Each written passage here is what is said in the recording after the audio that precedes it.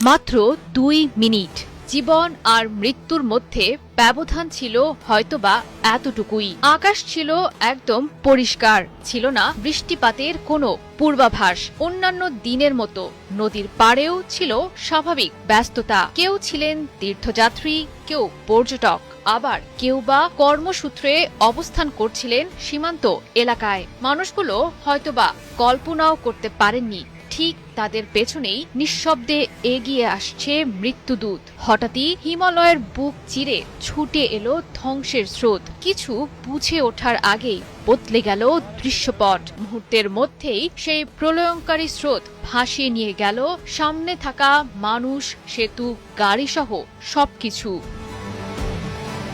নেপাল ও চীনের তিব্বত সীমান্তের গিরং বন্দর এলাকা এবং সংলগ্ন লেন্দেখোলা ও ভোটে-কোশি অঞ্চল সাক্ষী হল এ প্রলয়ের। নেপালের বিভিন্ন এলাকায় ভয়াবহ ধ্বংসযজ্ঞ চালানো প্রাণঘাতী আকস্মিক বন্যার কারণ হিসেবে হিমালয়ের উচ্চাঞ্চলে সংঘটিত বিশাল ভূমিধস ও হিমবাহ প্রবাহকে দায়ী করছেন বিজ্ঞানীরা। ঘটনার সূত্রপাত হয় পাহাড়ের একটি বিশাল অংশ ভেঙে পড়ার মধ্য দিয়ে। বিপুল পরিমাণ পাথর ও মাটি পাহাড় বেয়ে নিচে নামার সময় একটি বড় হিমবাহ বা হিমবাহের অংশে আঘাত করে। প্রচণ্ড ধাক্কায় হিমবাহটি ভেঙে পড়ে বরফের বিশাল অংশ নিচের দিকে নেমে আসে, আর এরপরই শুরু হয় ভয়াবহ বিপর্যয়। বরফ, পাথর, কাদা ও গলে যাওয়া পানি একসঙ্গে নদীতে গিয়ে পড়ে। মুহূর্তের মধ্যেই নদীতে তৈরি হওয়া প্রবল স্রোত পাহাড়ি উপত্যকা ধরে নিচে ছুটে গিয়ে ভাসিয়ে নিয়ে যায় পুরো জনপদ।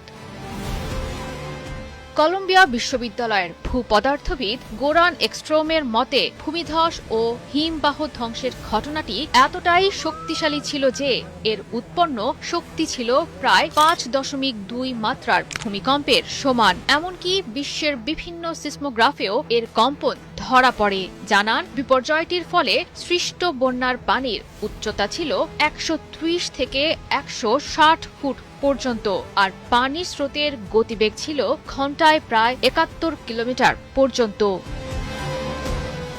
নেপালের পাহাড়ি ঢল ও আকস্মিক বন্যায় এখন পর্যন্ত 160 জনের অধিক মানুষ মারা গেছেন। ধারণা করা হচ্ছে সময়ের সঙ্গে সঙ্গে মৃতের সংখ্যা আরও বৃদ্ধি পেতে পারে। এখনো নিখোঁজ আছেন 300 জনের অধিক মানুষ, যাদের মধ্যে ভারতীয়দের সংখ্যা শতাধিক।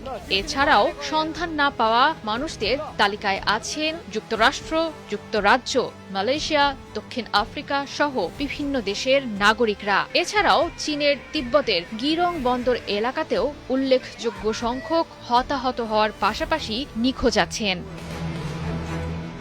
জয়া সরকার, ৭১।